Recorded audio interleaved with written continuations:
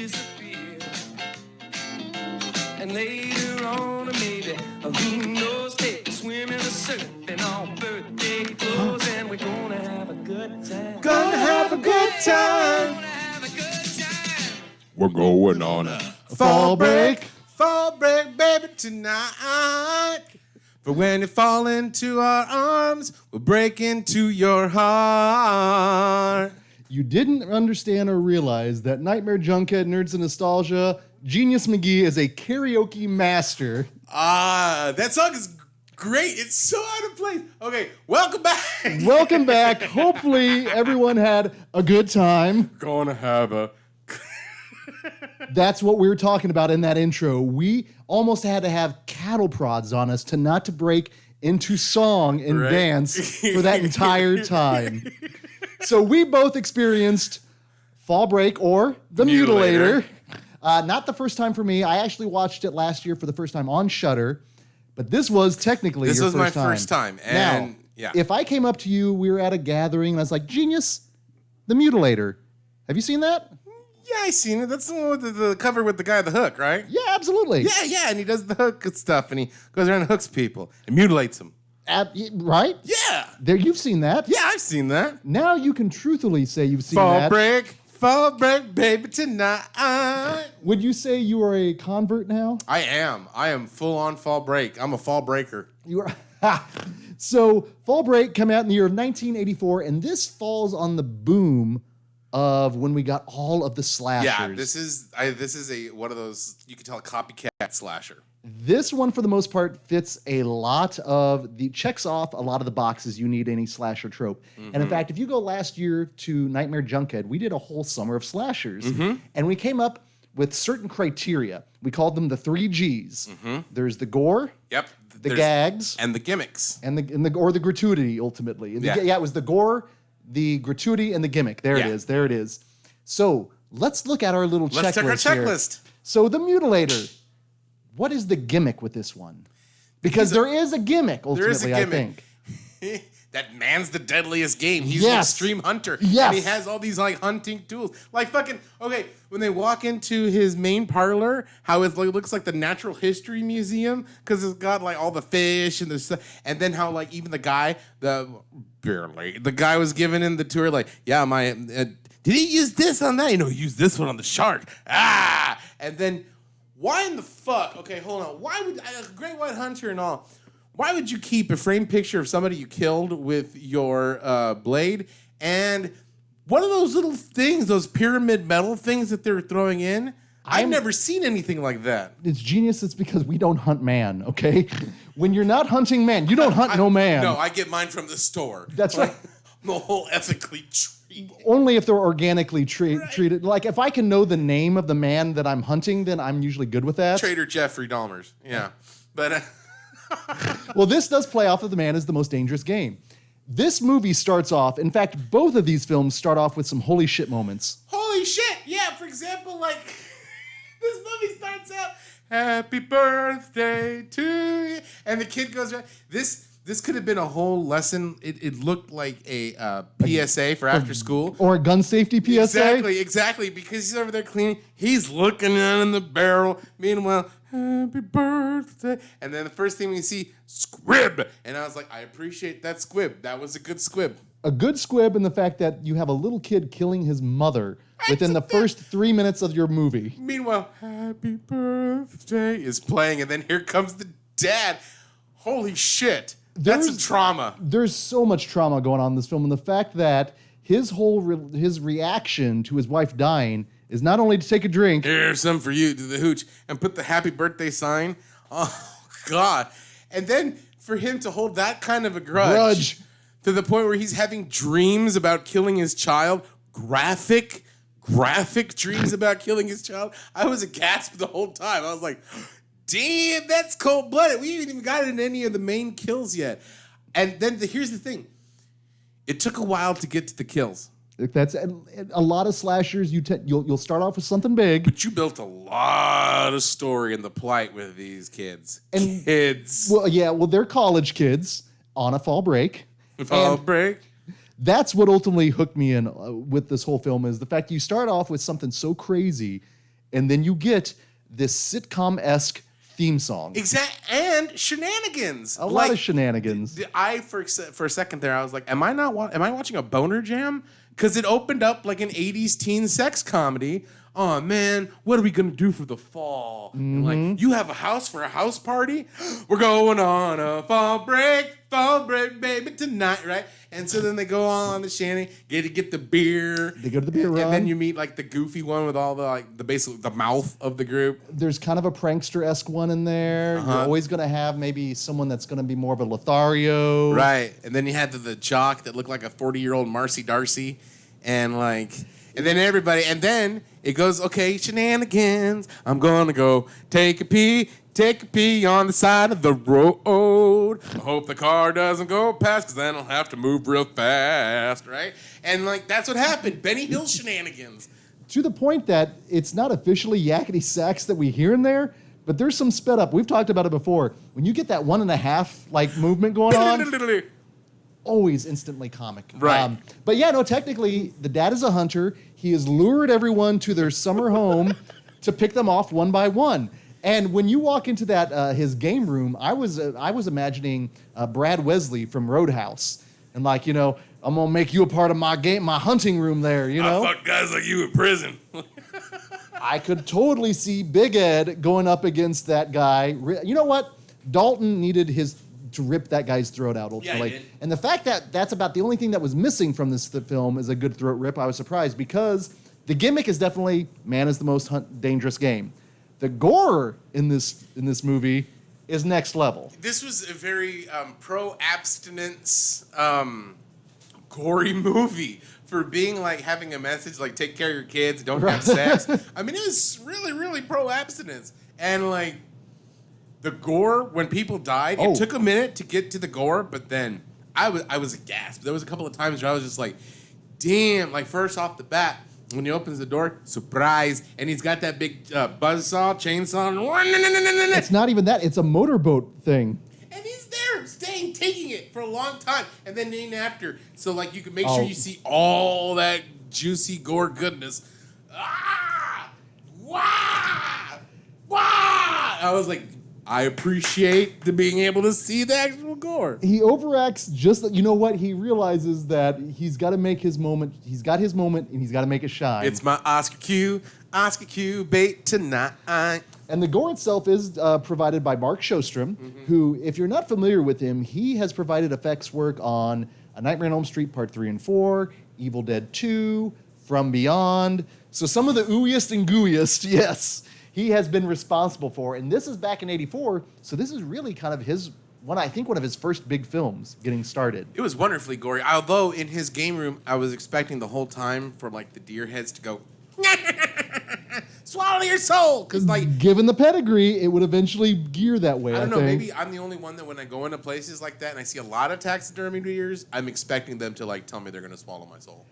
If they don't, are you just ultimately just so disappointed? Kinda, a little part of me. That's fair. That's fair. So the gore is great. The gimmick is good. The gratuity actually on this one, I was kind of surprised. There is a little TNA. A little bit. But it's not anything that is obnoxious for the most part. But it's weird, okay, because here's the thing. The music is meant to the fall break, that notwithstanding. But right before the gratuity of the nudity, they have, Sessions presents AM Gold, and they have that beach frolicking song, Sessions of Love, go up on a take your hand, right? And then Creep Shot, and then Sessions of Love, and then they're taking the top off, and then it goes back to Frolic on the Beach. And it was just, I was like, wait, what? You don't like creepy contrasts like that? Come on do, now. But it was so jarring, because it's making love in the Chevy van, and it's all right with me, but then it goes back into creep, boom, boom, boom, boom, boom, boom, to the point of, almost the heavy breathing was part of the music. That's fair. Da, da, da, da, da, da, da, da, and it was just Is it Jeremiah Sands or no Jeremiah Stain? You like the Carpenters? It didn't take me out of the film because, again, if you think about... No, it did take me out, but at the same time, I was like, this is really fun. That's just it. Would you say this is a charming movie? This is absolutely charming. That's- I couldn't help but, except for Mike. Okay, so first of all, fuck Mike and Linda, because the whole time they're, where's Mike and Linda? Where's Mike and Linda? And I just want to say, even if there wasn't a killer around, they still have to have time to go do their shenanigans, right? It's like, come on, take it easy there, abstinence lady. Let them do that. Let them have their fun.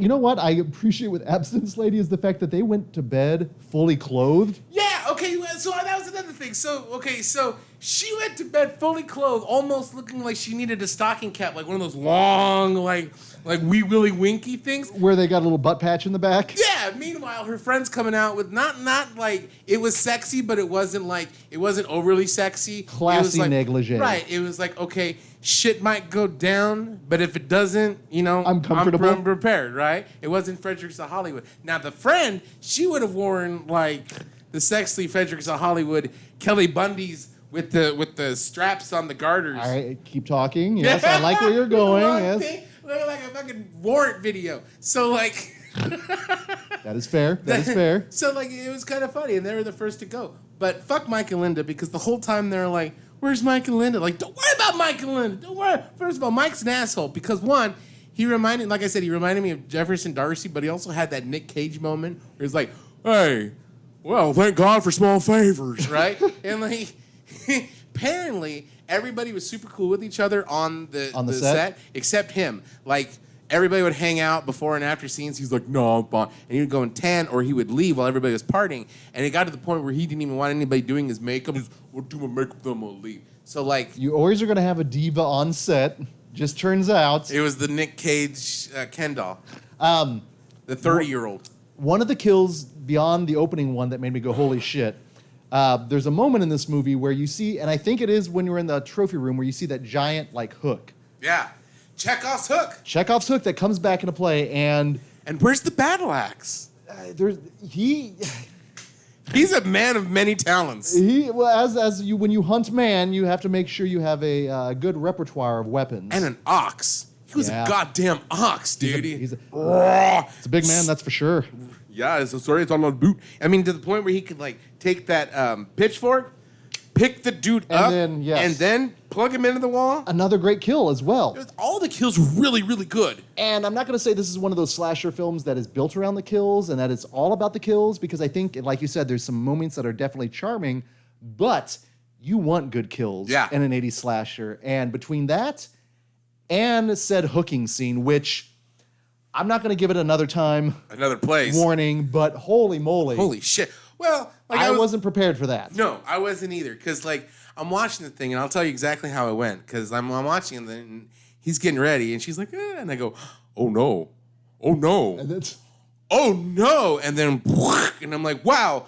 I wasn't expecting genital mutilation in this movie, but then again, with the name The Mutilator, it kind of like,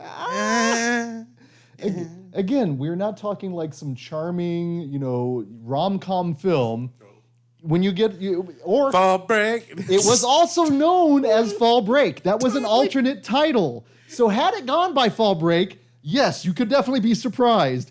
You could be shocked when you don't get the college shenanigans. Right. And exactly. With the name like Fall Break, like if you say if you say Spring Break, you don't think of a horror movie. You think of a sex comedy, right? Yep. Like for Fall Break, and if they had had the main guy with like holding a bra and like one, and then the naked girl going like this. If we had someone and God freaking white supremacists taking away the fun of a Hawaiian shirt, because now what is the fat guy party animal going to wear to signify that he's a fat guy party animal? You gotta be the fat guy. Fuck, I was the fat guy party animal in high school, and with Hawaiian shirts and everything. White people ruin everything. I know. God, I'm sorry, genre fans. God damn it. Can't have a fall break, bait without it being fucked up. So anyway, no.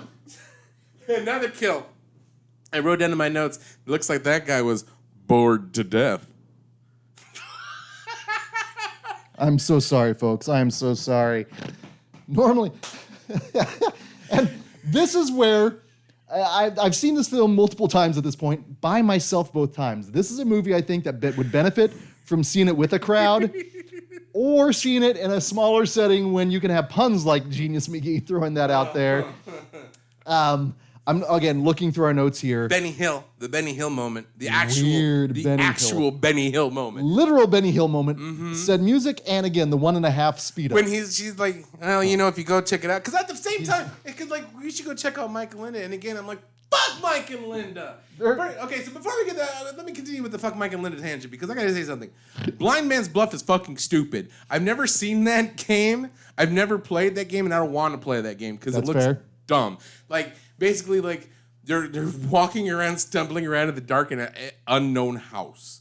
That doesn't seem like fun. And yeah, okay, but what if you're fumbling around like right? But standing all that, nah.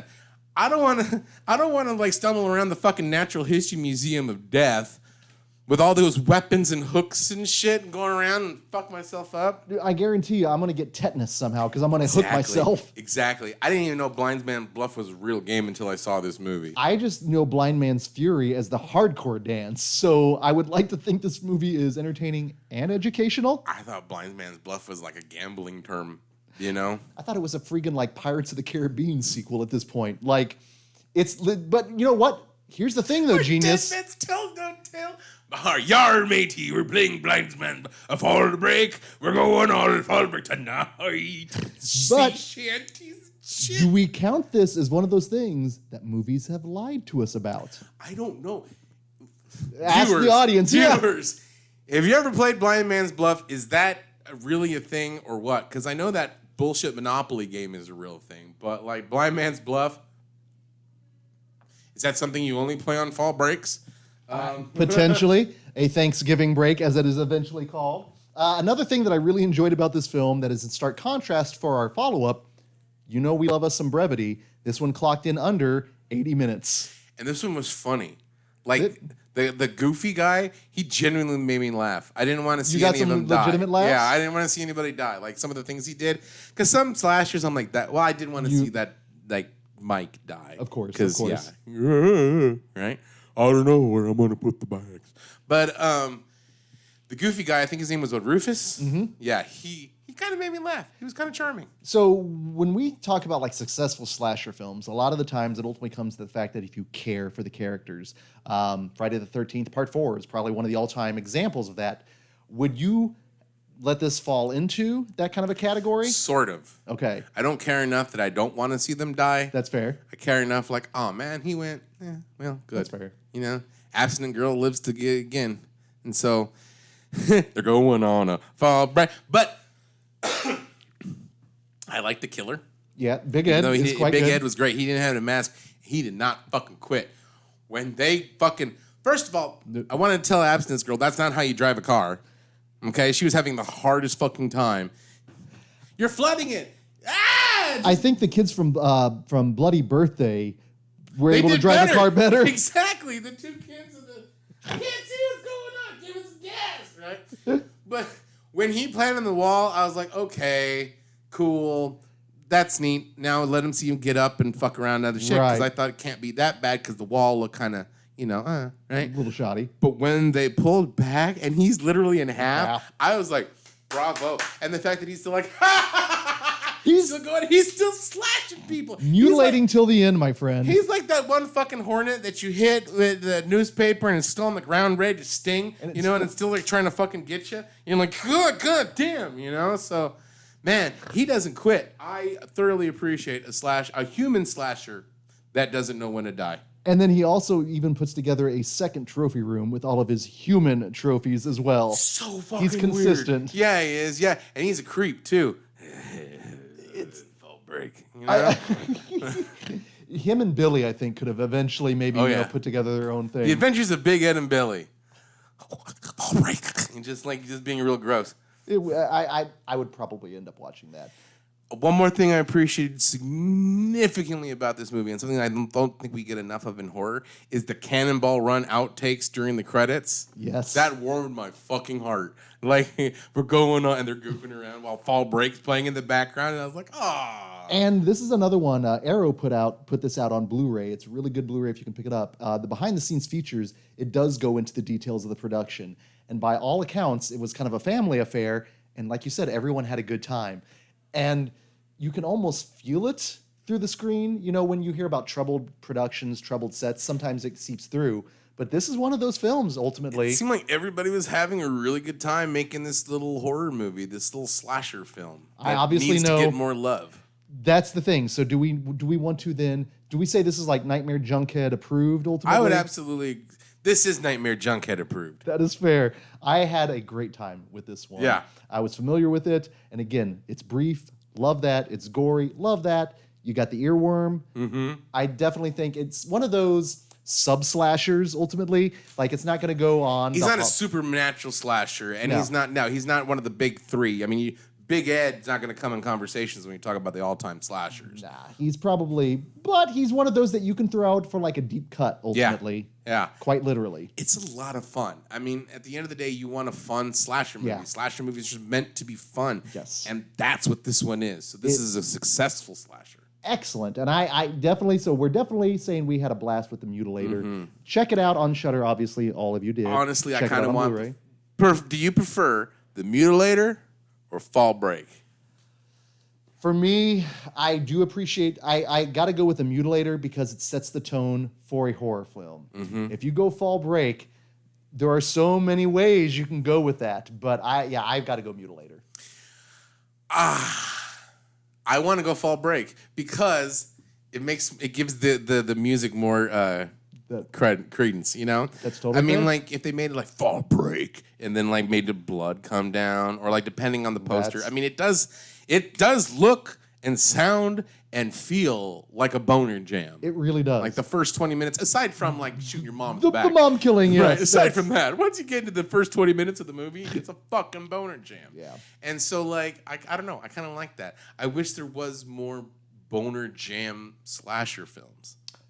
That's something we could probably work on, my friend. Yeah. Maybe that's that next subgenre that's out there where we go Italian style, Bruno Mattei, and just combine everything. Did you hear that the new gym got a waterbed? That's, I think, the perfect transition because we're going international with our next slasher film. One that neither of us, this is the one we were both going in blind. And this one, actually, I can honestly say, if someone came up to me and say, Greg, Amsterdamned, have you seen that? I couldn't BS my way through that one. No, I was like, is that about zombies or demons? Because when I mentioned it to you, you were even like, I have no idea. It sounds like demons. Yes. Like, you're damned from like being in Amsterdam. I mean, like, Right? And we even watched the trailer, and we didn't know if it was a slasher movie or not. I thought it was a fucking creature feature, and even until the movie, and even up until like the second killing. Yep. I was like, is this a creature feature? Because basically we just see a little bit of knife and a bag lady said it was a monster, and he comes out of nowhere. And I'm like, maybe it is a creature feature because he wets him and he gets him and he wets him. He just stabs him and he throws him in the river. It seemed more like maybe a Humanoids of the Deep, potentially. Yeah. I was like, should I be eating fish sticks? Is this the required cinema eating? But rest assured, as you just found out, it's truly a slasher. And I want to open up with this. Would you call it a horror film, Genius? Absolutely. Okay. Absolutely. Subgenre, horror crime. Yes. Horror Yes. procedural. Horror action, maybe? Absolutely horror action. I would put this along the lines of like, it reminded me of, there's a horror action subgenre where cops versus serial killers versus slashers. Yes.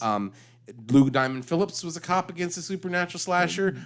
Chuck Norris was a cop against a supernatural slasher. Maniac Cop, you got a franchise about that kind of stuff. And now we have Ronnie Wiseau as a cop versus a supernatural slasher. This is truly international film, Netherlands, set in Amsterdam. And like I said initially, almost plays initially like a giallo film. So here's my notes for Bloody so Birthday. About half a page there.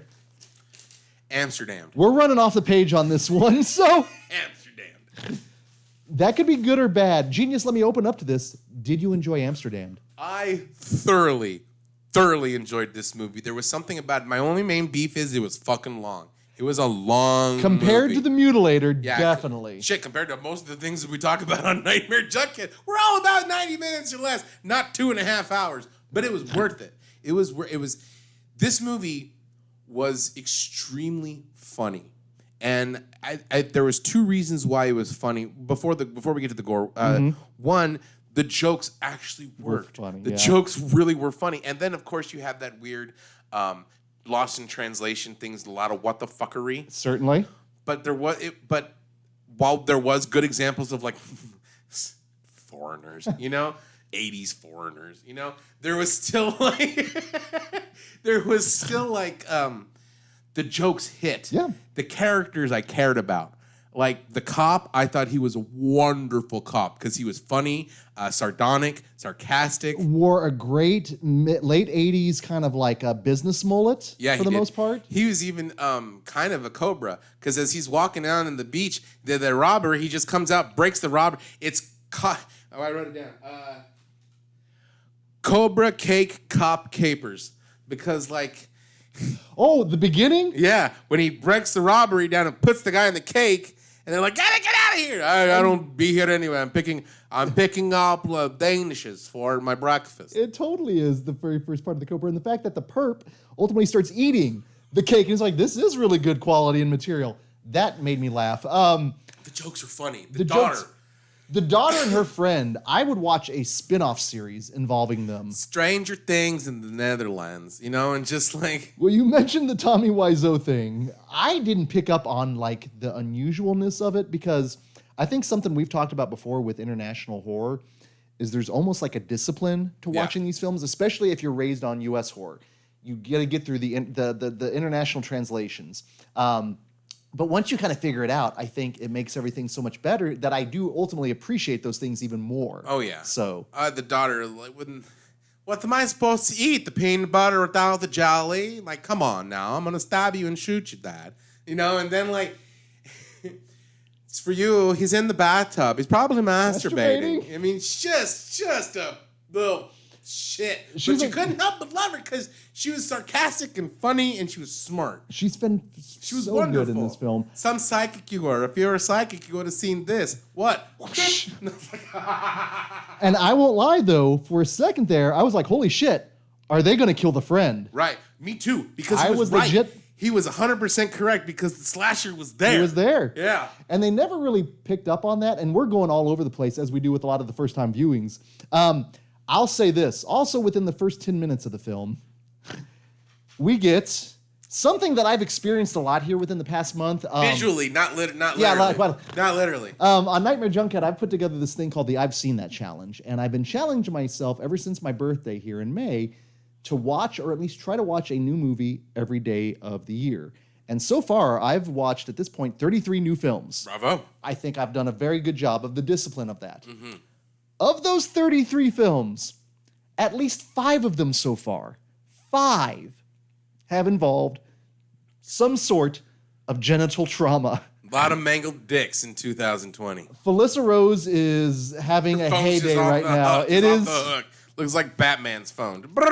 Between porno, The Last House on the Left, Black Sheep, this film, The Mutilator, nonstop genital trauma. Lots of genital trauma. I don't know what is going on right now. I don't know if it's somehow or another it's coming to me. Maybe we're just more aware of it. Like, are we? Yeah. Every day it feels like you're getting kicked in the balls anyway, so you might as well focus on it. 2020 has been a little rough for the world. Yeah, so it has. Yeah, it has. Apparently that's one of those things. The whole world needs a fall break.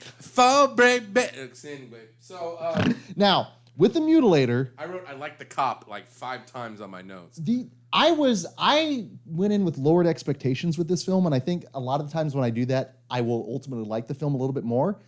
But I genuinely enjoyed the film. Mm-hmm. I enjoyed the procedural portion of it. Yes. I enjoyed the characters. It was kind of like Skull, CSI San Paulo, Crystal Lake, but it was like it was like CSI Amsterdam, Crystal Lake. Well, and ultimately, you got it's in the title, The Mutilator, we got mutilations. Mm-hmm. Amsterdam, we got a lot of Amsterdam. Shit! The whole beginning, at the very beginning, that long, like 5-minute tracking shot that just showed the whole entire fucking town of Amsterdam. Meanwhile, like Amsterdam was built on the city. It's also found. And another 5 minutes, and you're like, what am I watching? Like an after-school special? And then it pans onto a tour group, and I'm like, okay, what's gonna happen? Then patience pays off with this movie. Patience pays off with the movie. 'Cause the things that you don't think are gonna happen will happen, and the things you want to happen. So like, I was not expecting the whole scene of the school children and the nuns and the tour bus the tour boat to get just like. It was like in The Simpsons when he's dragging along, when he's naked on the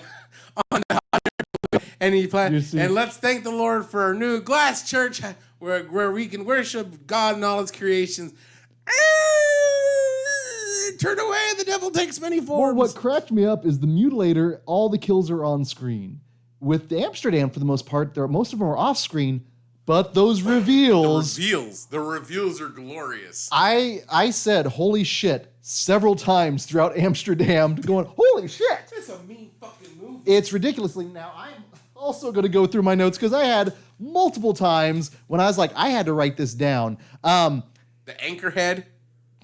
And the whole Anchorhead. the whole kind of like in Creepshow 2, like I beat you.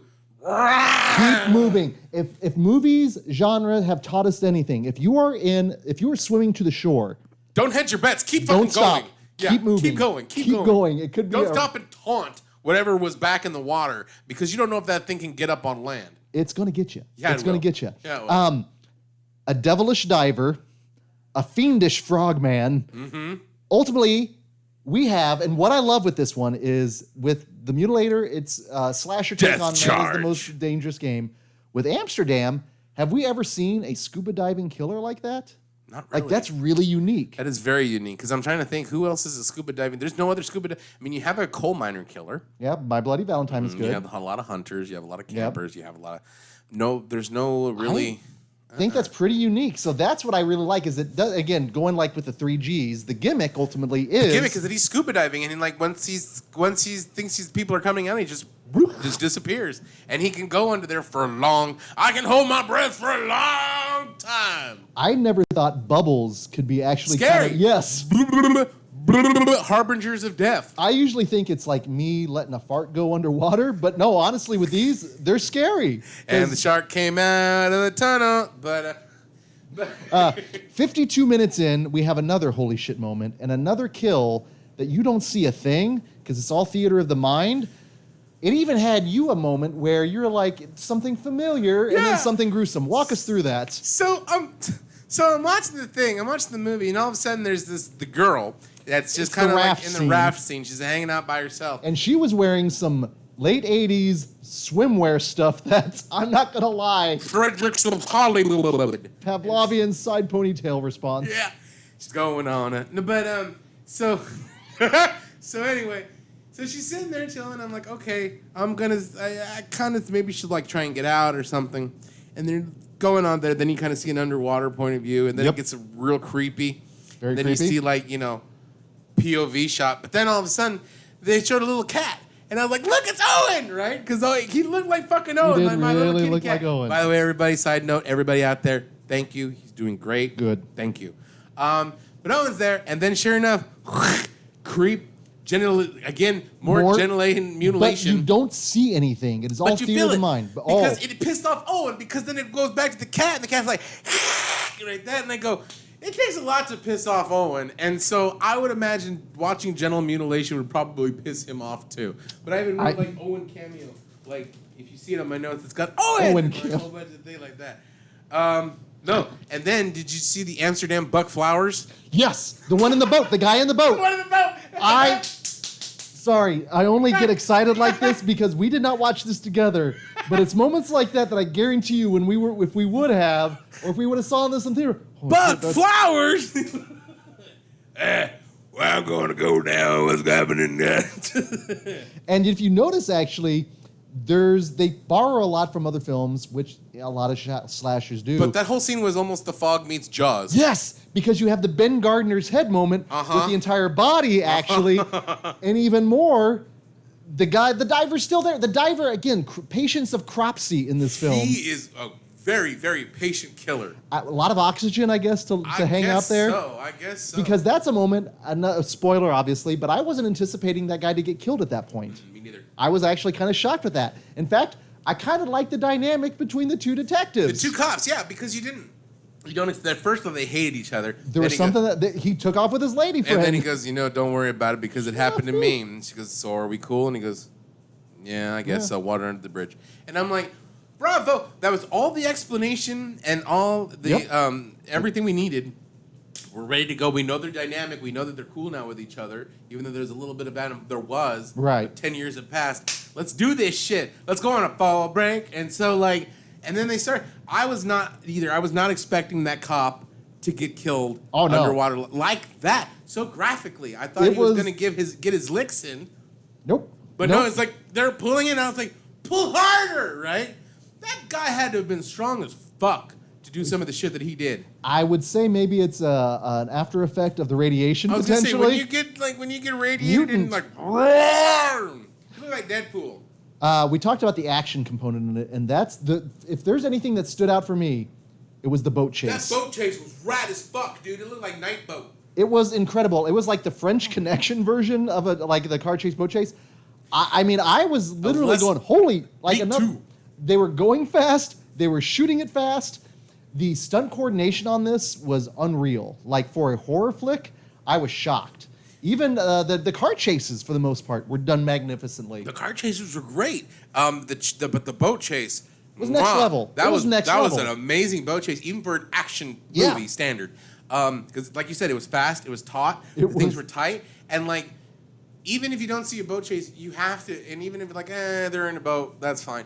But to turn that quick, they do, and then keep going, and to be as fast as they did, and funny, because sure enough, what happens next? There's a fucking calliope. There's a goddamn calliope in the middle of the street twice. Chekhov's calliope, I wrote. Then there was a brass band in a boat. Who the fuck? I was just waiting for two little pontoons with a plate glass window to go across the river. Or another boat full of nuns. Yeah, or a boat full of fruit, like a fruit stand or something. Just so, because I was waiting. Because here comes the boat, and I'm like, God damn, that marching band. Basically the equivalent of like driving into a parade. It was ridiculous. It had everything you need for a good car chase when he's catching the criminal, but in the water.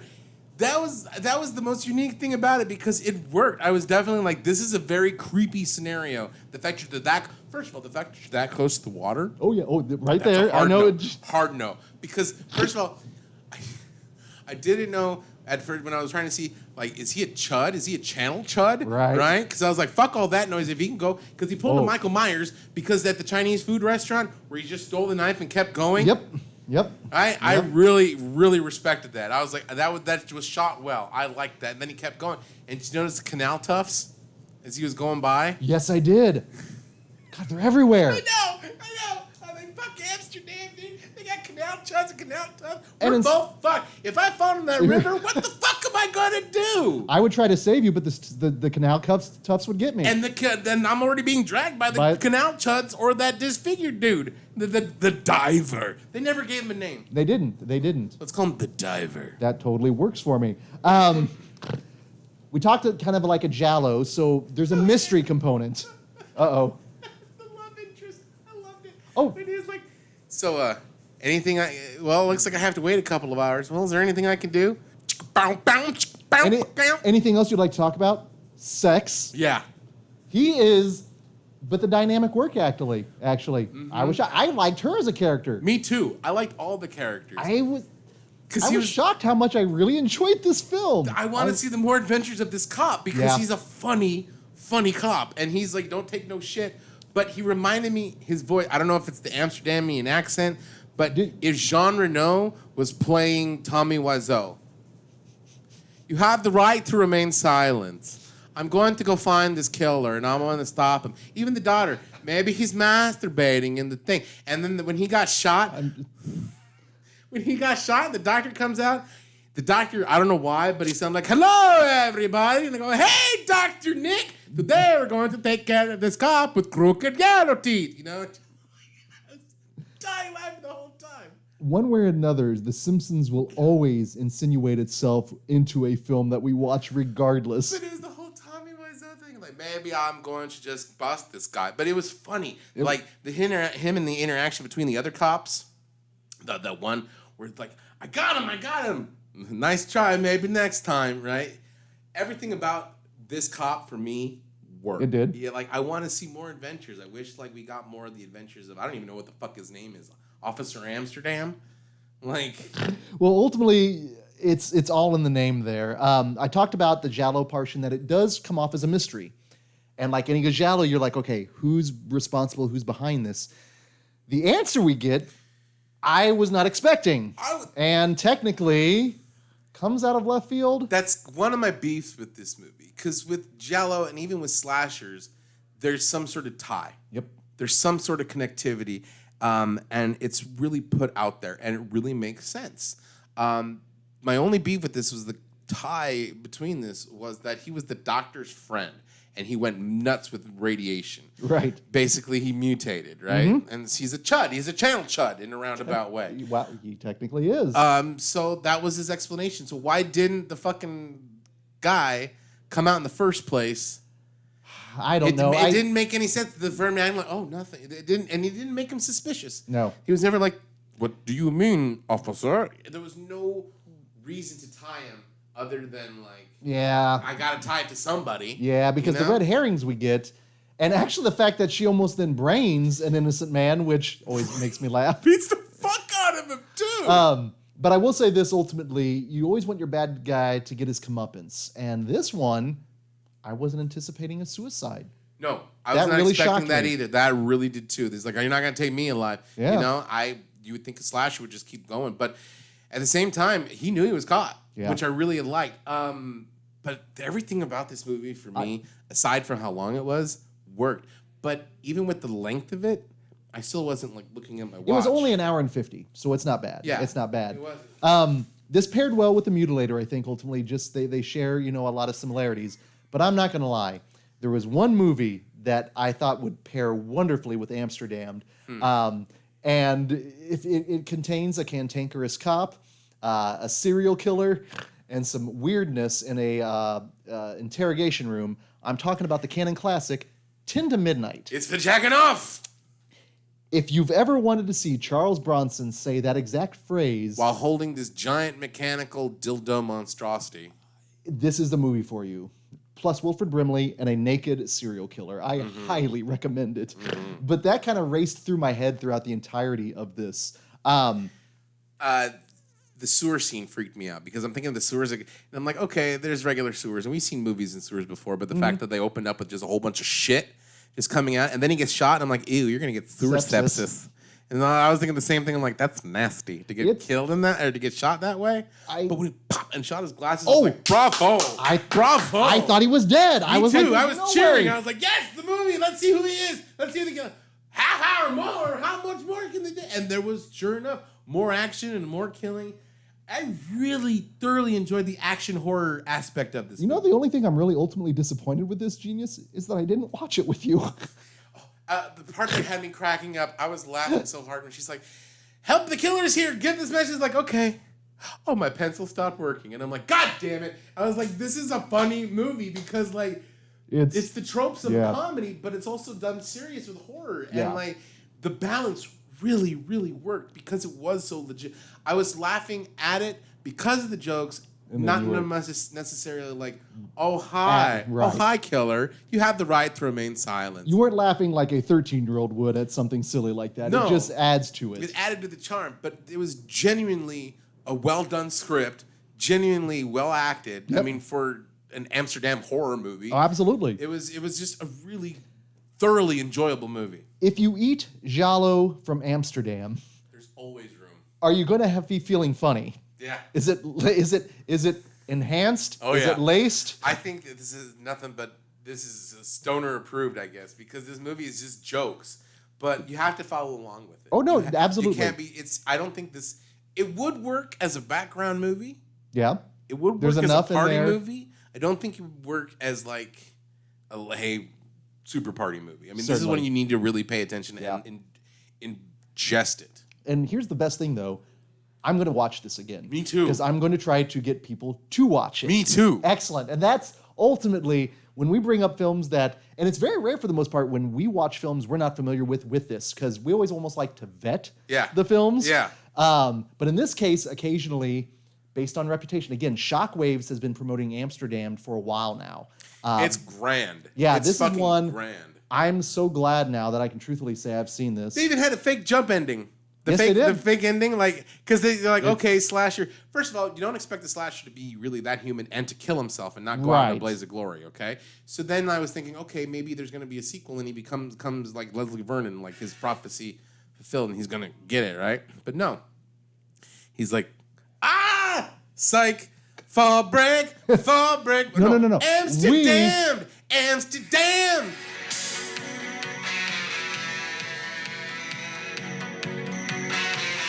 We open with an amazing track in The Mutilator. We close with an amazing track in Amsterdam.